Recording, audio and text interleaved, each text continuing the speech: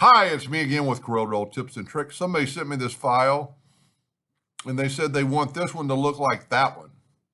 Well, there's two parts of this. One of them is this Tommy Knight has white around it and you can see through it, and this one you can't.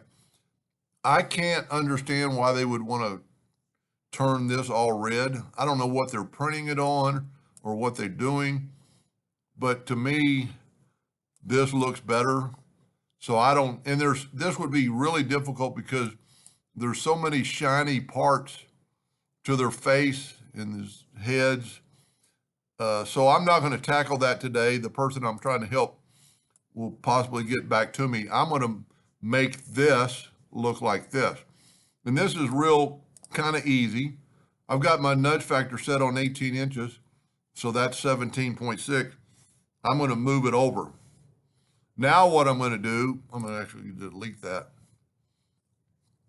I don't want to mess with the outer words.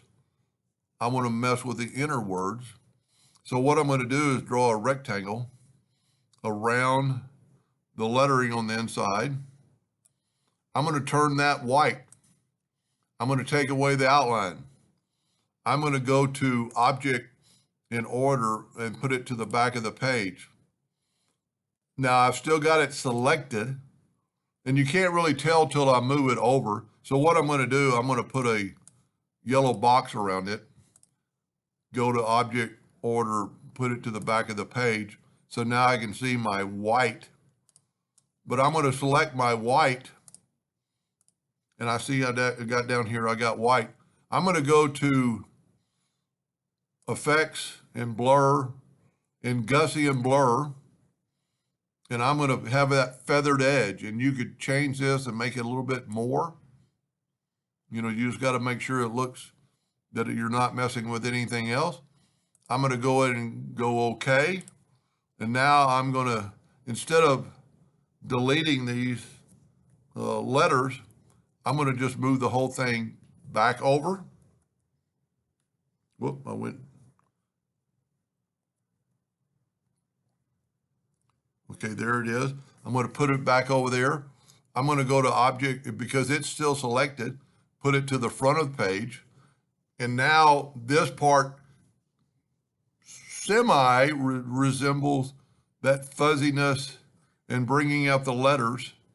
And you could actually have, I could have probably taken the, let me see if I can't do that. Let me move that over. So I've still got my white background. Let's bring the yellow back. I want to see that outline on the letters. Order back a page. And you see the highlighted yellow, or the highlighted lines around the red. I'm going to select it, and you can see we have several fill. I'm going to right click no outline. And that didn't do it. Maybe I can make the outline red. No. So there's actually, what I'm going to have to do is take it, it's selected. I'm going to go to Object, Group, and ungroup it.